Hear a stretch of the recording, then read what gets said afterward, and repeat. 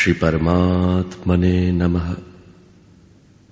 यथार्थ गीता श्रीमद् भगवत गीता अध्याय 7. આગલા અધ્યાયોમાં ગીતાના મુખ્ય લગભગ તમામ પ્રશ્નો પૂરા થઈ ગયા છે.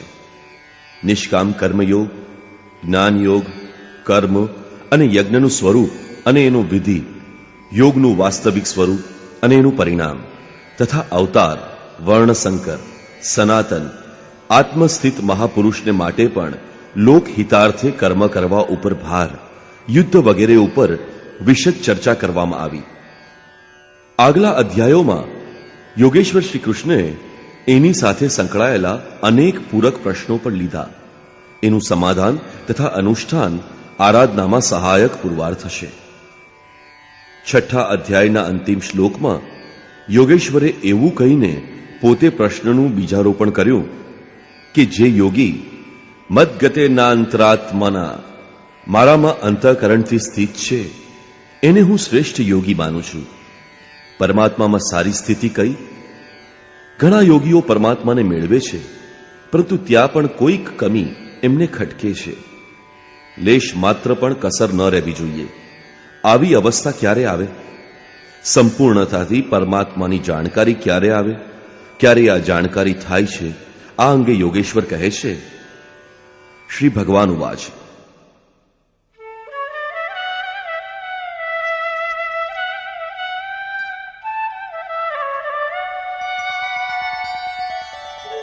મય્યાસક્તમનાઃ પાર્થ યોગમ યુञ्जन्मदाश्रयः असंशयं समग्रं मां यथा ज्ञास्यसि तच्छृणु.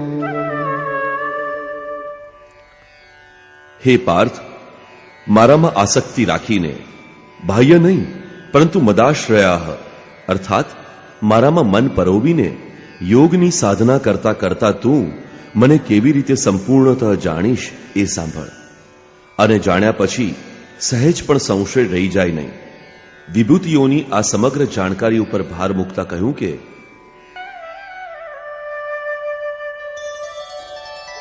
જ્ઞાનમ તેહં સવિજ્ઞાનમ ઇદં વક્ષ્યામ્યશેષતઃ યજ્ઞાત્વા નેહ ભૂયોન્યત જ્ઞાતવ્યમવશિષ્યતે.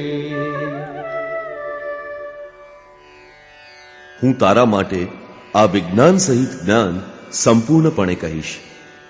પૂર્તિ કાળમાં યજ્ઞ જેની સૃષ્ટિ કરે છે તે અમૃત તત્વની પ્રાપ્તિની સાથે મળનારી જાણકારીનું નામ જ્ઞાન છે. પરમતત્વ પરમાત્માની પ્રત્યક્ષ જાણકારીનું નામ જ્ઞાન છે. મહાપુરુષને એકી સાથે સર્વત્ર કાર્ય કરવાની ક્ષમતા મળે છે તે વિજ્ઞાન છે. ભગવાન બધાના હૃદયમાં એક સાથે કેવી રીતે કામ કરે છે, કેવી રીતે ઉઠે બેસે છે, પ્રકૃતિના કેન્દ્રમાંથી મુક્તિ મેળવીને સ્વરૂપ સુધીનું અંતર કેવી રીતે પાર કરી લે છે, એની આ કાર્યપ્રણાલીનું નામ વિજ્ઞાન છે. આ વિજ્ઞાન સહિતના જ્ઞાનનું હું સંપૂર્ણતયા વર્ણન કરીશ. તેને જાણીને, કેવળ સાંભળીને નહીં, એને જાણીને સંસારમાં બીજું કશું જ જાણવા જેવું રહેતું નથી. માનનારની સંખ્યા ખૂબ ઓછી છે.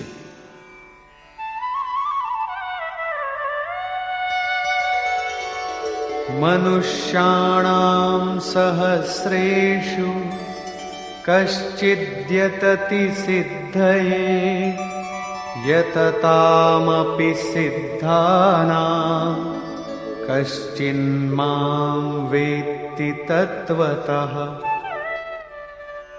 હજારો માણસોમાં કોઈક જ મનુષ્ય મારી પ્રાપ્તિ માટે પ્રયત્ન કરે છે, અને આ પ્રયત્ન કરનાર યોગીઓમાં પણ કોઈ વિરલ પુરુષ જ મને તત્વથી એટલે કે સાક્ષાત્કાર સાથે જાણે છે.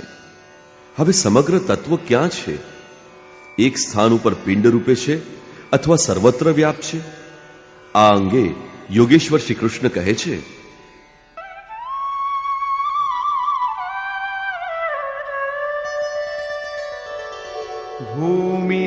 आपो नलो वायुः खं मनो बुद्धिरेव च अहंकार इतीयं मे भिन्ना प्रकृतिरष्टधा। અર્જુન, ભૂમિ, જળ, અગ્નિ, વાયુ અને આકાશ તથા મન, બુદ્ધિ અને અહંકાર એ 8 પ્રકારના ભેદવાળી મારી પ્રકૃતિ છે. આ અષ્ટધા મૂળ પ્રકૃતિ છે. अपरेयमितस्त्वन्याम् प्रकृतिं विद्धि मे पराम् जीवभूतां महाबाहो ययेदं धार्यते जगत्। ઇયમ અર્થાત આ 8 પ્રકારવાળી મારી અપરા પ્રકૃતિ છે, અર્થાત જડ પ્રકૃતિ છે. મહાબાહુ અર્જુન, આનાથી બીજીને જીવરૂપ પરા અર્થાત ચેતના પ્રકૃતિ જાણ, જેનાથી સંપૂર્ણ જગત ધારણ કરવામાં આવ્યું છે, તે જીવાત્મા છે. જીવાત્મા પણ પ્રકૃતિના સંબંધમાં રહેવાને કારણે પ્રકૃતિ જ છે. एतद्योनीनि भूतानि सर्वाणीत्युपधारय अहं कृत्स्नस्य जगतः प्रभवः प्रलयस्तथा। અર્જુન, એવું સમજ કે સંપૂર્ણ ભૂત એતદ્યોનિની આ મહાપ્રકૃતિઓથી પરા અને અપરા પ્રકૃતિઓથી જ ઉત્પન્ન થનારા છે. આ બંને એકમાત્ર યોની છે. હું સંપૂર્ણ જગતની ઉત્પત્તિ તથા પ્રલયરૂપ છું, અર્થાત મૂળ કારણ છું. જગતની ઉત્પત્તિ મારાથી અને પ્રલય એટલે કે વિલય પણ મારામાં છે. જ્યાં સુધી પ્રકૃતિ વિદ્યમાન છે ત્યાં સુધી હું એની ઉત્પત્તિ છું, અને જ્યારે કોઈ મહાપુરુષ પ્રકૃતિનો પાર પામી લે છે ત્યારે હું મહાપ્રલય પણ છું. સૃષ્ટિની ઉત્પત્તિ અને પ્રલયના પ્રશ્નને માનવ સમાજે કુતૂહલથી જોયો છે. વિશ્વના અનેક શાસ્ત્રોમાં એને કોઈને કોઈ રીતે સમજવાનો પ્રયત્ન ચાલતો રહ્યો છે. કોઈ કહે છે પ્રલયમાં સંસાર ડૂબી જાય છે, તો કોઈના મત અનુસાર સૂર્ય એટલો બધો નીચે ઉતરી આવે છે કે સૃષ્ટિ સળગી જાય છે. કોઈ એને કયામત કહે છે, એ દિવસે બધાનો ફેંસલો સંભળાવવામાં આવશે. કોઈ નિત્ય પ્રલય, નૈમિત્તિક પ્રલયની ગણના કરવામાં વ્યસ્ત છે. પરંતુ યોગેશ્વર શ્રી કૃષ્ણના કહેવા પ્રમાણે પ્રકૃતિ અનાદિ છે, પરિવર્તનશીલ છે, પરંતુ એનો કદી નાશ થયો નથી. ભારતીય ધર્મગ્રંથ પ્રમાણે મનુએ પ્રલય જોયો હતો. એમની સાથે 11 ઋષિઓએ મત્સ્યના સિંગમાં નાવ બાંધીને હિમાલયના એક ઊંચા શિખર પર પહોંચીને આશ્રય લીધો હતો. લીલાકાર શ્રી કૃષ્ણના ઉપદેશો અર્થાત જીવન સાથે સંબંધિત એના સમકાલીન શાસ્ત્ર ભાગવતમાં મૃકુંડ મુનિના પુત્ર માર્કંડેય મુનિએ પ્રલયનો આંખે દેખ્યો અહેવાલ પ્રસ્તુત કર્યો છે. તેઓ હિમાલયની ઉત્તરમાં પુષ્પભદ્રા નદીને કિનારે રહેતા હતા. ભાગવતના 12મા સ્કંધના 8મા અને 9મા અધ્યાય પ્રમાણે શૌનક આદિ ઋષિઓએ સુતજીને પૂછેલું કે માર્કંડેયજીએ મહાપ્રલયમાં વડના પત્તા ઉપર ભગવાન બાલમુકુંદના દર્શન કર્યા હતા, પરંતુ એ તો તમારા વંશના જ હતા, અમારાથી થોડા સમય પૂર્વે થયા હતા. એમના જન્મ પછી ન કોઈ પ્રલય થયો હતો, ન કોઈ સૃષ્ટિ ડૂબી હતી, બધું યથાવત છે. તો પછી એમણે પ્રલય ક્યારે જોયો? કયો પ્રલય જોયો? સુતજીએ બતાવ્યું કે પ્રાર્થનાથી પ્રસન્ન થઈને માર્કંડેય મુનિને નર નારાયણે દર્શન આપ્યા. માર્કંડેયે કહ્યું કે હું આપની આ માયાનો સ્વીકાર કરું છું. એક દિવસ મુનિ જ્યારે પોતાના આશ્રમમાં ભગવાનના ધ્યાનમાં લીન થઈને બેઠા હતા, ત્યારે એમણે જોયું કે ચારે બાજુથી સમુદ્ર છલકાઈને એમના ઉપર આવી રહ્યો છે. એમાં મગરો છલાંગ મારી રહ્યા હતા. એની ઝપટમાં ઋષિ માર્કંડેય પણ આવી ગયા. એ બચવા માટે આમ તેમ ભાગી રહ્યા હતા. આકાશ, સૂર્ય, પૃથ્વી, ચંદ્રમા, સ્વર્ગ, જ્યોતિષ મંડળ બધા જ સમુદ્રમાં ડૂબી ગયા. એટલામાં માર્કંડેયજીએ એક વૃક્ષ અને એના પાંદડા ઉપર એક બાળકને બેઠેલું જોયું, અને એકી શ્વાસે માર્કંડેય પણ એ શિશુના ઉદરમાં જતા રહ્યા. ત્યાં એમણે પોતાનો આશ્રમ, સૂર્યમંડળ સહિત તમામ સૃષ્ટિને જીવિત જોઈ, અને તરત જ એકી શ્વાસે શિશુના પેટની બહાર આવી ગયા. આંખો ખુલી તો માર્કંડેય મુનિએ જોયું કે પોતે પોતાના જ આશ્રમમાં પોતાના આસન ઉપર બેઠા હતા. સ્પષ્ટ છે કે કરોડો વર્ષના ભજન બાદ માર્કંડેય મુનિએ એ ઈશ્વરીય દ્રશ્ય પોતાના હૃદયમાં જોયું, અનુભવમાં જોયું કે બહાર તો બધું જ્યાં ત્યાં સ્થિત હતું. આમ પ્રલય એ તો યોગીના હૃદયમાં ઈશ્વરને મળવાની અનુભૂતિ છે. ભજનના પૂર્તિકાળમાં યોગીના હૃદયમાં સંસારનો પ્રવાહ મટીને અવ્યક્ત પરમાત્મા જ શેષ રહે છે. આ જ પ્રલય છે. પ્રલય બહાર નથી હોતો. મહાપ્રલય શરીર રહેવાથી અદ્વૈત અનિર્વચનીય સ્થિતિ છે. આ ક્રિયાત્મક છે. કેવળ બુદ્ધિથી નિર્ણય લેનારા ભ્રમનું સર્જન કરે છે. એ પછી હું હોઉં કે તમે હો. આગળ જોઈએ.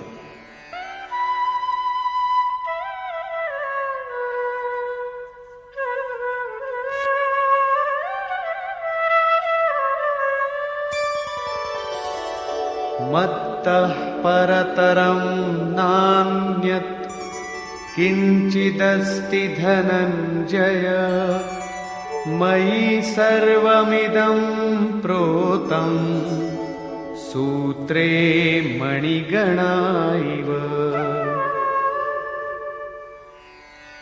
ધનંજય, મારા સિવાય બીજી એક પણ વસ્તુ અસ્તિત્વમાં નથી. સૂત્રમાં પરોવાયેલા મણિઓની જેમ આ સંપૂર્ણ જગત મારામાં ગૂંથાયેલું છે. આમ છે તો ખરું, પરંતુ તે કેવી રીતે જાણીએ? આ અધ્યાયના પ્રથમ શ્લોક મુજબ અનન્ય આસક્તિ, ભક્તિથી મારામાં પરાયણ થઈને યોગમાં એ જ રૂપમાં જોડાઈ જવું, એના સિવાય બીજો માર્ગ નથી. યોગમાં જોડાવું આવશ્યક છે.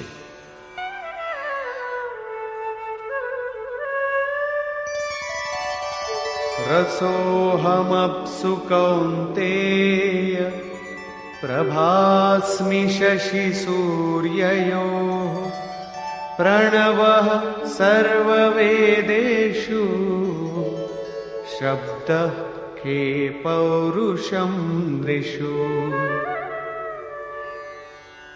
કૌંતેય, જળમાં હું જ રસ છું, ચંદ્ર અને સૂર્યમાં હું જ પ્રકાશ છું, બધા વેદોમાં હું જ ઓમકાર છું. ઓમકાર, ઓમ વત્તા અહમ વત્તા કાર, સ્વયંનો આકાર છું. આકાશમાં શબ્દ અને પુરુષોમાં પુરુષ તત્વ છું, તથા હું પુણ્યો ગંધઃ પૃથિવ્યાં ચ તેજશ્ચાસ્મિ વિભાવસૌ જીવનં સર્વભૂતેષુ તપશ્ચાસ્મિ તપસ્વિષુ. પૃથ્વીમાંની પવિત્ર ગંધ અને અગ્નિમાંનું તેજ હું જ છું. સંપૂર્ણ જીવોમાં એનું જીવન પણ હું જ છું, અને તપસ્વીઓમાં એમનું તપ પણ હું જ છું. બીજં માં સર્વભૂતાનાં વિદ્ધિ પાર્થ સનાતનમ બુદ્ધિર્બુદ્ધિમતામસ્મિ તેજસ્તેજસ્વિનામહં. પાર્થ, તું જાણે કે તમામ પ્રાણીઓનું સનાતન કારણ અર્થાત બીજ હું જ છું. હું બુદ્ધિમાનોની બુદ્ધિ અને તેજસ્વીઓનું તેજ છું. આ જ ક્રમમાં યોગેશ્વર શ્રી કૃષ્ણ કહે છે,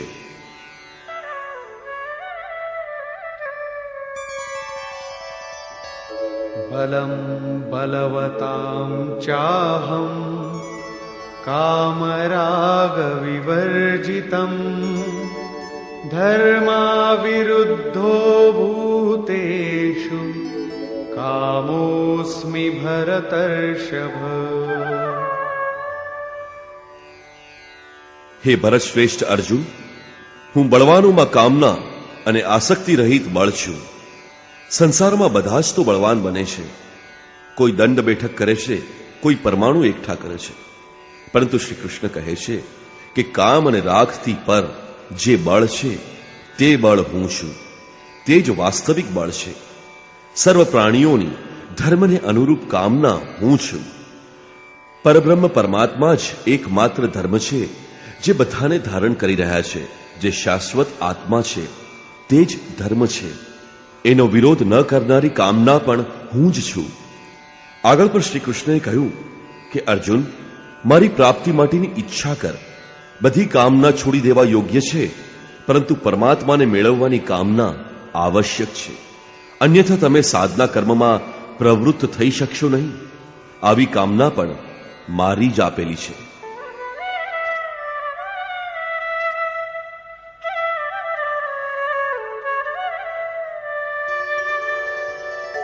ये चैव सात्विका भावा राजसास्तामसाश्च ये मत्त एवेति तान् विद्धि नत्वहं तेषु ते मयि.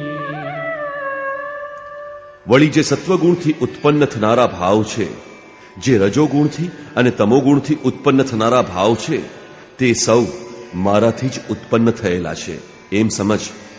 પરંતુ વાસ્તવમાં તે સૌમાં હું અને તે મારામાં નથી.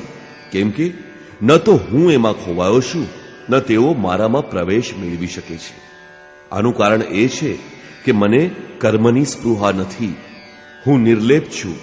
મારે એમનામાં કાંઈ મેળવવાનું નથી. આથી તે મારામાં પ્રવેશ કરી શકતા નથી.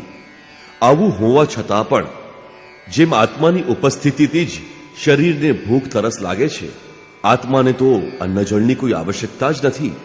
એ જ રીતે પ્રકૃતિ પરમાત્માની હાજરીમાં જ પોતાનું કાર્ય કરી શકે છે, પરંતુ પરમાત્મા એના ગુણ અને કાર્યોથી નિર્લેપ રહે છે.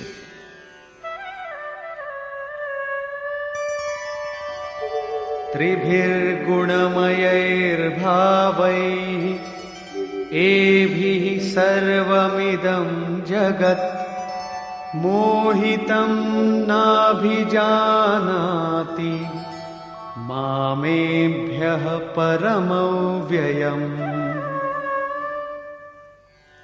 સાત્વિક, રાજસ અને તામસ આ ત્રણેય ગુણોના કાર્યરૂપ ભાવોથી સમગ્ર જગત મોહિત થઈ રહ્યું છે. આથી લોકો આ ત્રણેય ગુણોથી પર મને, અવિનાશી તત્વને સારી રીતે નથી જાણતા. હું ત્રણેય ગુણોથી પર છું, અર્થાત આ ત્રણ ગુણોનું અંશ માત્ર આવરણ પણ હોય છે ત્યાં સુધી કોઈ મને જાણી શકતું નથી. એણે હજી ચાલવાનું છે, એ પથિક છે. અને दैवी ह्येषा गुणमयी मम माया दुरत्यया मामेव ये प्रपद्यन्ते मायामेतान्तरन्ति ते. મારી આ ત્રિગુણાત્મક અદ્ભુત માયા દુસ્તર છે, તરવી દોહલી છે. પરંતુ જે મનુષ્ય મને નિરંતર ભજે છે તે આ માયાનો પાર પામી શકે છે. આ માયા છે તો દૈવી, પરંતુ તેથી અગરબત્તી સળગાવી એની પૂજા કરવા બેસી જવું નહીં. એનાથી પાર જવાનું છે. न मां दुष्कृतिनो मूढाः प्रपद्यन्ते नराधमाः मायया परितज्ञाना आसुरं भावमाश्रिताः. જે મને નિરંતર ભજે છે એ જાણે છે, છતાં લોકો મને ભજતા નથી. માયાએ જેમના જ્ઞાનને હરી લીધું છે, જે આસુરી સ્વભાવવાળા છે, મનુષ્યોમાં અધમ છે, કામ ક્રોધાદિ દુષ્કૃત્યો કરનારા મૂઢ લોકો છે, એ મને ભજતા નથી. તો કોણ ભજે છે? ચતુર્વિધા ભજન્તે માં જનાઃ સુકૃતિનોર્જુન આર્તો જિજ્ઞાસુરર્થાર્થી જ્ઞાની ચ ભરતર્ષભ. હે ભરતશ્રેષ્ઠ અર્જુન, સુકૃતિનઃ ઉત્તમ અર્થાત નિયત કર્મ, જેના પરિણામે શ્રેયની પ્રાપ્તિ થાય છે એવા નિયત કર્મ કરનારા, અર્થાર્થી અર્થાત સકામ, આર્ત અર્થાત દુઃખમાંથી છુટકારો ઈચ્છનારા, જિજ્ઞાસુ અર્થાત પ્રત્યક્ષ રૂપે જાણવાની ઈચ્છાવાળા, અને જ્ઞાની અર્થાત જે પ્રવેશની સ્થિતિમાં છે, એ આ ચારે પ્રકારના ભક્તો મને ભજે છે. અર્થ એ વસ્તુ છે જેનાથી આપણા શરીર અથવા સંબંધોની પૂર્તિ થાય. તેથી અર્થ, કામનાઓ બધું પહેલા તો ભગવાન દ્વારા પૂર્ણ થાય છે. શ્રી કૃષ્ણ કહે છે કે હું જ પૂર્ણ કરું છું, પરંતુ આટલો જ વાસ્તવિક અર્થ નથી. આત્મિક સંપત્તિ જ સ્થિર સંપત્તિ છે. આ જ અર્થ છે. સાંસારિક અર્થની પૂર્તિ કરતા કરતા ભગવાન વાસ્તવિક અર્થ, આત્મિક સંપત્તિ તરફ આગળ વધારે છે. કારણ કે એવો જાણે છે કે આટલા માત્રથી મારો ભક્ત સુખી થશે નહીં. તેથી તે એને આત્મિક સંપત્તિ આપવા ચાહે છે. લોક લાહુ પરલોક નિબાહુ, આ લોકમાં લાભ અને પરલોકમાં નિર્વાહ એ બંને ભગવાનની વસ્તુ છે. ભગવાન પોતાના ભક્તને ખાલી નથી રાખતા. આર્ત એટલે જે દુઃખી હોય, જિજ્ઞાસુ સમગ્રપણે જાણવાની ઈચ્છાવાળા. જિજ્ઞાસુ મને ભજે છે. સાધનાની પરિપક્વ અવસ્થામાં દિગ્દર્શન, પ્રત્યક્ષ દર્શનની અવસ્થાવાળા જ્ઞાની પણ મને ભજે છે. આમ ચાર પ્રકારના ભક્તો મને ભજે છે, જેમાં જ્ઞાની શ્રેષ્ઠ છે, અર્થાત જ્ઞાની પણ ભક્ત જ છે. આ સૌમાં પણ તેષાં જ્ઞાની નિત્યયુક્ત એક ભક્તિર્વિશિષ્યતે પ્રિયો હિ જ્ઞાનિનોત્યર્થમ અહમ સચ મમ પ્રિયઃ. અર્જુન, આ સૌમાં પણ હંમેશા મારામાં એકાત્મ ભાવથી સ્થિત અનન્ય ભક્તિવાળો જ્ઞાની વિશિષ્ટ છે. કારણ કે સાક્ષાત્કાર સહિત મને જાણનારા જ્ઞાનીને હું અત્યંત પ્રિય છું, અને એ જ્ઞાની પણ મને અતિ પ્રિય છે. એ જ્ઞાની મારું જ સ્વરૂપ છે. ઉદારાઃ સર્વ એવૈતે જ્ઞાની ત્વાત્મૈવ મે મતં આસ્થિતઃ સહિ યુક્તાત્મા મામેવાનુત્તમાં ગતિમ. આમ ચારેય પ્રકારના મારા ભક્તો ઉદાર છે. કઈ ઉદારતા કરી? શું તમારી ભક્તિ કરવાથી ભગવાનને કંઈ મળી જાય છે? ભગવાનમાં શું કોઈ કમી છે જે તમે પૂરી કરી દીધી? ના. હકીકતમાં તો જે પોતાના આત્માને અધોગતિમાં ન નાખે, તેના ઉદ્ધાર માટે તત્પર થાય, એ જ ઉદાર છે. આ રીતે ચારેય પ્રકારના મારા ભક્તો ઉદાર છે. પરંતુ જ્ઞાની તો સાક્ષાત મારું જ સ્વરૂપ છે એવી મારી માન્યતા છે. કેમ કે સ્થિર બુદ્ધિવાળો એ જ્ઞાની ભક્ત સર્વોત્તમ ગતિ સ્વરૂપ મારામાં જ સ્થિત છે. અર્થાત હું તે છું, તે મારામાં છે. મારામાં અને તેનામાં કોઈ અંતર નથી. આ વાત ભગવાન ફરી ભારપૂર્વક કહે છે.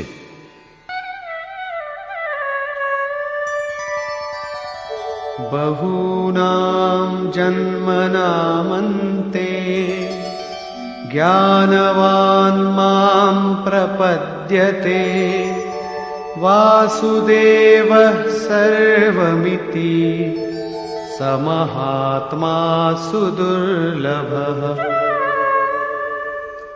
અનેક જન્મો સુધી અભ્યાસ કરતા કરતા છેલ્લા જન્મમાં સાક્ષાત્કાર થતા આ બધું જ વિશ્વ વાસુદેવ છે એમ જાણી મારું ભજન કરનારો મહાત્મા મળવો ઘણો દુર્લભ છે. એ કોઈ વાસુદેવની પ્રતિમા ઘડાવતો નથી, પરંતુ પોતાની અંદર જ પરમેશ્વરને પામે છે. આવા જ્ઞાની મહાત્માને શ્રી કૃષ્ણ તત્વદર્શી પણ કહે છે. આવા મહાપુરુષોથી બહાર સમાજમાં કલ્યાણ થવાનો સંભવ છે. આ રીતે પ્રત્યક્ષ તત્વદર્શી મહાપુરુષ શ્રી કૃષ્ણના શબ્દોમાં અતિ દુર્લભ છે. જ્યારે શ્રેય અને પ્રેય, મુક્તિ અને ભોગ બંને ભગવાનને જઈને મળે છે ત્યારે સૌએ એકમાત્ર ભગવાનની જ ભક્તિ કરવી જોઈએ. છતાં લોકો એને ભજતા નથી. શા માટે? શ્રી કૃષ્ણના શબ્દોમાં,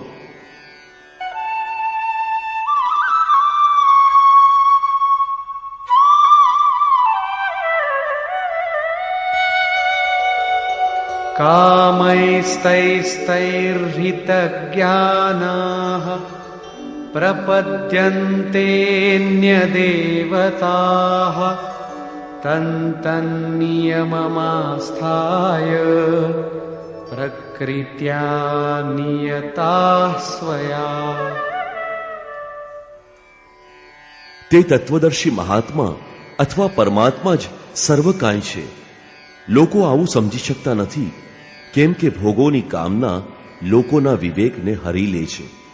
આથી પોતાની પ્રકૃતિ અર્થાત જન્મ જન્માંતરોથી પ્રાપ્ત સંસ્કારોથી પ્રેરાઈને એ પરમાત્માથી અલગ અન્ય દેવતાઓનું અને એમના પ્રચલિત નિયમોનું શરણ લે છે. અહીં અન્ય દેવતાઓની વાત પહેલી વાર કરવામાં આવી છે. यो यो यां यां तनुं भक्तः श्रद्धयार्चितुमिच्छति तस्य तस्याचलां श्रद्धां तामेव विदधाम्यहम्. જે સકામી ભક્તો જે દેવતાઓને શ્રદ્ધાથી પૂજવા ઈચ્છે છે, હું એ જ દેવતા પ્રત્યેની એમની શ્રદ્ધાને દ્રઢ કરું છું. કેમ કે દેવતા નામની કોઈ વસ્તુ હોત તો તે દેવતા જ શ્રદ્ધાને સ્થિર કરત. સતયા શ્રદ્ધયા યુક્તઃ તસ્યારાધનમીહતે લભતે ચ તતઃ કામાન મયૈવ વિહિતાન હિતાન. તે પુરુષ તે શ્રદ્ધાપૂર્વક તે દેવતાઓના સ્વરૂપની પૂજા કરવા તત્પર થાય છે અને એ દેવતાના માધ્યમથી મારા દ્વારા રચિત એ ઈચ્છિત ભોગોને નિશંક પ્રાપ્ત કરે છે. ભોગ આપે છે કોણ? હું જ આપું છું. ભોગ એમની જ શ્રદ્ધાનું પરિણામ છે. એ કોઈ દેવતાએ આપેલી ભેટ નથી, પરંતુ એને ફળ તો પ્રાપ્ત થાય છે. તો પછી એમાં ખોટું શું છે? આ અંગે શ્રી કૃષ્ણ કહે છે,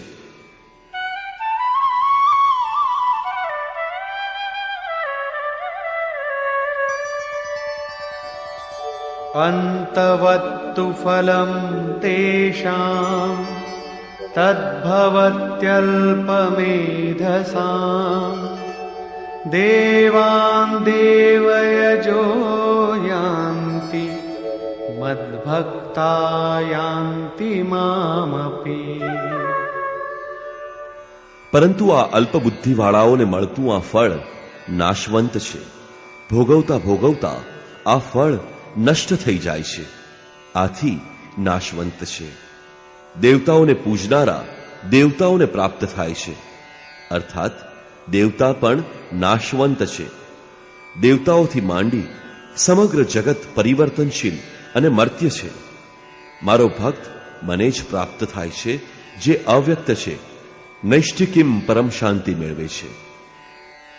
ત્રીજા અધ્યાયમાં યોગેશ્વર શ્રી કૃષ્ણે કહ્યું છે કે આ યજ્ઞ દ્વારા તમે લોકો દેવતાઓ અર્થાત દૈવી સંપત્તિની ઉન્નતિ કરો છો. જેમ જેમ દૈવી સંપત્તિની ઉન્નતિ થશે એ જ તમારી ઉન્નતિ છે. ક્રમશઃ ઉન્નતિ કરતા કરતા પરમ શ્રેયને પ્રાપ્ત કરો. અહીં આ દેવતાઓ એવી દૈવી સંપત્તિનો સમૂહ છે જેનાથી પરમદેવ પરમાત્માનું દેવત્વ પ્રાપ્ત થાય છે. દૈવી સંપત્તિ મોક્ષ માટે છે. એના 24 લક્ષણોનું વર્ણન 16મા અધ્યાયમાં કરવામાં આવ્યું છે. દેવતા એટલે હૃદયના અંતર્ગત ભાગમાં પરમદેવ પરમાત્માના દેવત્વને પ્રાપ્ત કરનારા સદ્ગુણો. આમ તો આ હતી અંદરની વસ્તુ, પરંતુ કાલાંતરે લોકોએ ભીતરની અંદરની વસ્તુને બહાર જોવાનું શરૂ કર્યું. મૂર્તિઓ ઘડી, કર્મકાંડ વિધિઓ રચી અને વાસ્તવિકતાથી દૂર જઈને ઊભા. શ્રી કૃષ્ણએ આ ભ્રાંતિનું નિરાકરણ ઉપરયુક્ત 4 શ્લોકોમાં કર્યું. ગીતામાં પહેલી વાર અન્ય દેવતાઓનું નામ લઈને એ લોકોને કહ્યું કે દેવતા હોતા જ નથી.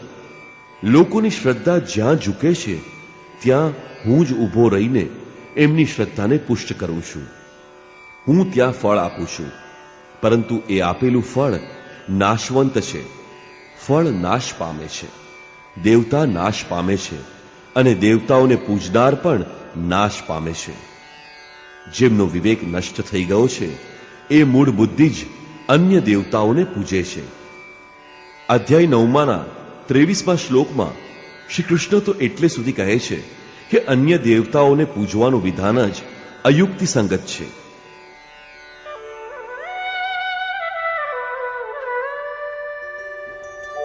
અવ્યક્તમ વ્યક્તિમાપન્નમ મન્યન્તે મામ બુદ્ધયઃ પરમ ભાવમજાનંતો મમાવ્યયમનુત્તમમ. દેવતા નામની કોઈ વસ્તુ જ નથી, અને દેવતાઓના નામ ઉપર જે ફળ મળે છે તે પણ નાશવંત છે. છતાં પણ બધા લોકો મારું ભજન કરતા નથી, કેમ કે જેમ આગળના શ્લોકમાં આવી ગયું કે કામનાઓએ જેમનું જ્ઞાન હરી લીધું છે તે બુદ્ધિહીન પુરુષો મારા સર્વોત્તમ, અવિનાશી અને પરમ પ્રભાવને સરખી રીતે જાણતા નથી. એટલા માટે તે મને, અવ્યક્ત પુરુષને, વ્યક્તિભાવ પ્રાપ્ત થયેલો માને છે, મનુષ્ય માને છે. અર્થાત શ્રી કૃષ્ણ પણ મનુષ્ય શરીરધારી યોગી જ હતા, યોગેશ્વર હતા. જે સ્વયં યોગી હોય અને અન્યને પણ યોગ પ્રદાન કરવાની જેનામાં ક્ષમતા હોય એને યોગેશ્વર કહેવામાં આવે છે. સાધનાના સાચા માર્ગને પકડીને ક્રમશઃ ઉન્નતિ સાધતા સાધતા મહાપુરુષ પણ એ જ પરમ ભાવને પ્રાપ્ત કરે છે. શરીરધારી હોવા છતાં તે એ અવ્યક્ત સ્વરૂપમાં સ્થિર થઈ જાય છે. છતાં પણ કામનાઓથી મંદ બુદ્ધિના લોકો એને સાધારણ વ્યક્તિ જ માને છે. તેઓ વિચારે છે કે પોતાની જેમ જ આવા લોકો પણ પેદા થાય છે, તો તેઓ ભગવાન કેવી રીતે બની શકે? એ બિચારાઓનો દોષ પણ શું છે? નજર નાખીએ તો શરીર જ દેખાય છે. તેઓ મહાપુરુષના વાસ્તવિક સ્વરૂપને દેખી કેમ નથી શકતા? આ અંગે યોગેશ્વર શ્રી કૃષ્ણએ કહ્યું,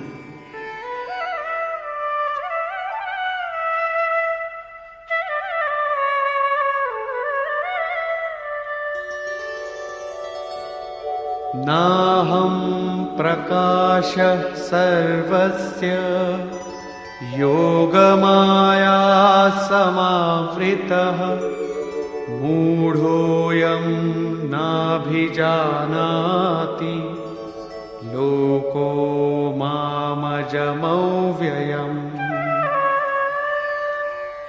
સામાન્ય મનુષ્યો માટે માયા એક પડદો છે જેનાથી પરમાત્મા સંપૂર્ણતયા ઢંકાયેલા છે. યોગ સાધના સમજીને તે આમાં પ્રવૃત્ત થાય છે. ત્યારબાદ યોગ માયા અર્થાત યોગ ક્રિયા પણ એક આવરણ જ છે. યોગનું અનુષ્ઠાન કરતા કરતા એની પરાકાષ્ઠા યોગારૂઢતા આવી ગયા પછી એ છુપાયેલા પરમાત્મા વિદિત થાય છે. યોગેશ્વર કહે છે કે હું મારી યોગ માયાથી ઢંકાયેલો છું. માત્ર યોગની પરિપક્વ અવસ્થાવાળો જ મને યથાર્થપણે જોઈ શકે છે. હું બધાને પ્રત્યક્ષ નથી. આથી આ અજ્ઞાની પુરુષ મને જન્મરહિત, જેને હવે જન્મ નથી લેવાનો, અવિનાશી, જેનો નાશ થતો નથી, અવ્યક્ત સ્વરૂપ, જેને પુનઃ વ્યક્ત થવાનું નથી, એને જાણતા નથી. અર્જુન પણ શ્રી કૃષ્ણને પોતાની જેમ જ મનુષ્ય માને છે. આગળ એને જોયું તો અર્જુન ગદગદ થઈ ગયો, વિનંતી કરવા લાગ્યો. વસ્તુતઃ અવ્યક્ત સ્થિત મહાપુરુષને ઓળખવામાં આપણે લોકો મહદ અંશે અંધ જ રહીએ છીએ. આગળ કહે છે,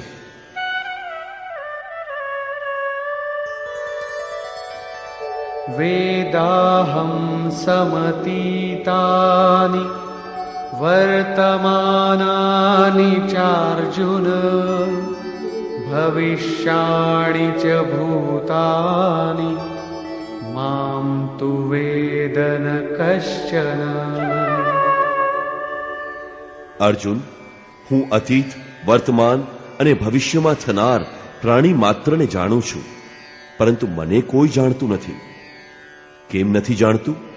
इच्छाद्वेष समुत्थेन द्वन्द्वमोहेन भारत सर्वभूतानि सम्मोहम् सर्गे यान्ति परन्तप. ભરતવંશી અર્જુન, ઈચ્છા અને દ્વેષ અર્થાત રાગ દ્વેષાદી દ્વંદ્વના મોહથી સંસારના સર્વ પ્રાણી અત્યંત મોહ પ્રાપ્ત કરે છે. એટલા માટે મને જાણી શકતા નથી. તો શું કોઈ જાણી શકશે નહીં? યોગેશ્વર કહે છે,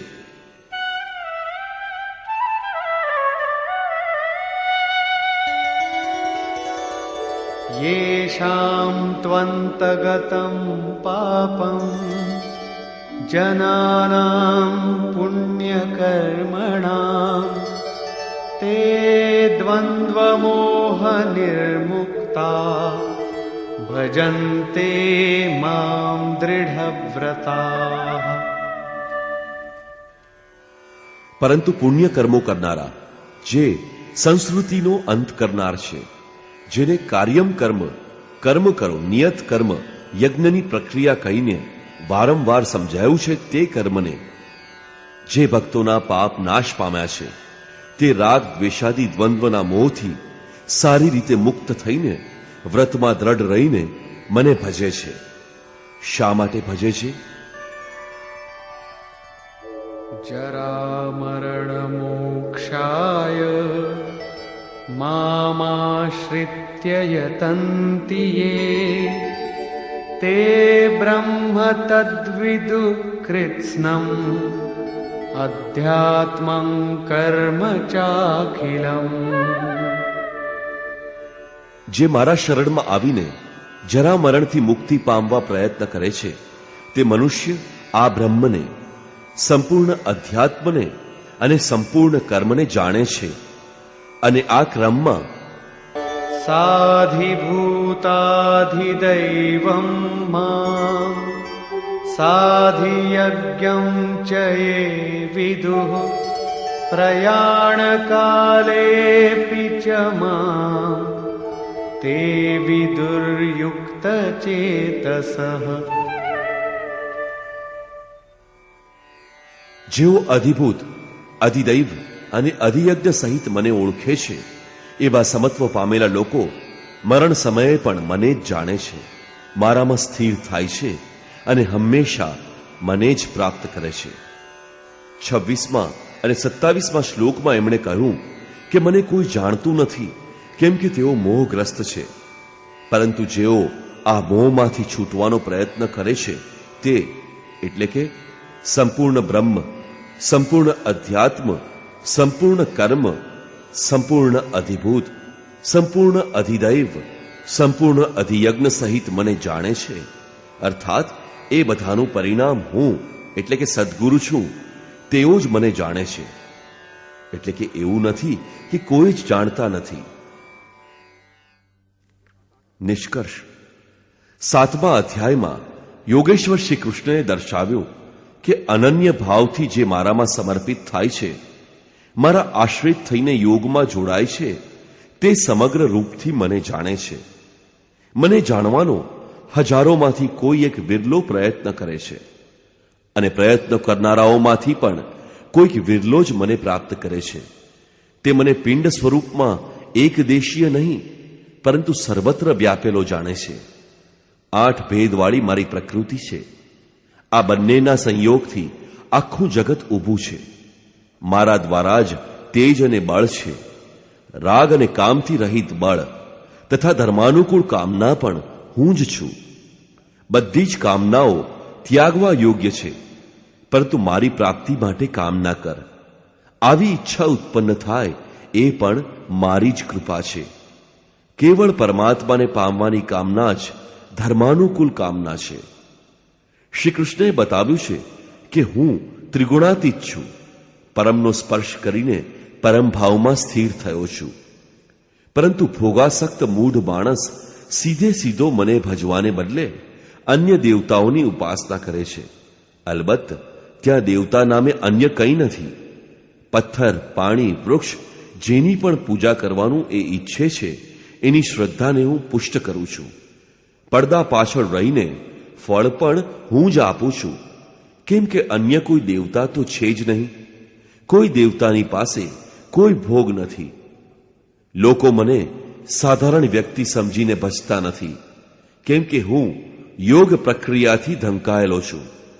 અનુષ્ઠાન કરતા કરતા યોગ માયાનું આવરણ પાર કરનાર જ મને શરીર ધારીને પણ અવ્યક્ત રૂપમાં જ જાણે છે, અન્ય સ્થિતિમાં નહીં. મારા ભક્તો 4 પ્રકારના છે: અર્થાર્થી, આર્ત, જિજ્ઞાસુ અને જ્ઞાની. જન્મ જન્માંતરના ચિંતન બાદ અંતિમ જન્મમાં પ્રાપ્તિવાળો જ્ઞાની મારું જ સ્વરૂપ છે. અર્થાત અનેક જન્મોના ચિંતનથી એણે ભગવત સ્વરૂપને પ્રાપ્ત કરી લીધું છે. રાગ દ્વેષના મોહથી આક્રાંત મનુષ્ય મને જાણી શકશે નહીં, પરંતુ રાગ દ્વેષથી રહિત થઈને જે નિયત કર્મનું, જેને સંક્ષેપમાં આરાધના કહી શકીએ, એ નિયત કર્મનું ચિંતન કરતા રહીને જન્મ મરણથી છૂટવા માટે પ્રયત્નશીલ છે, એ પુરુષ સંપૂર્ણ રૂપે મને જાણી લે છે. તે સંપૂર્ણ બ્રહ્મને, સંપૂર્ણ અધ્યાત્મને, સંપૂર્ણ અધિદેવને, સંપૂર્ણ કર્મને, સંપૂર્ણ યજ્ઞ સહિત મને જાણે છે. તે મારામાં પ્રવેશ કરે છે અને અંતકાળમાં પણ મને જ જાણે છે. અર્થાત પછી ક્યારેય એને વિસ્મૃતિ થતી નથી. આ અધ્યાયમાં પરમાત્માની સમગ્ર જાણકારીનું વિવેચન છે. એથી ઓમ તત્સદિતિ શ્રીમદ ભગવદ્ ગીતાસુ ઉપનિષત્સુ બ્રહ્મ વિદ્યાયા યોગ શાસ્ત્રે શ્રી કૃષ્ણાર્જુન સંવાદે સમગ્ર બોધ નામ સપ્તમોધ્યાય. આ રીતે શ્રીમદ ભગવદ્ ગીતા રૂપી ઉપનિષદ અર્થાત બ્રહ્મ વિદ્યા તથા યોગ શાસ્ત્ર વિષયક શ્રી કૃષ્ણ અને અર્જુનના સંવાદમાં સમગ્ર બોધ નામનો 7મો અધ્યાય પૂરો થાય છે.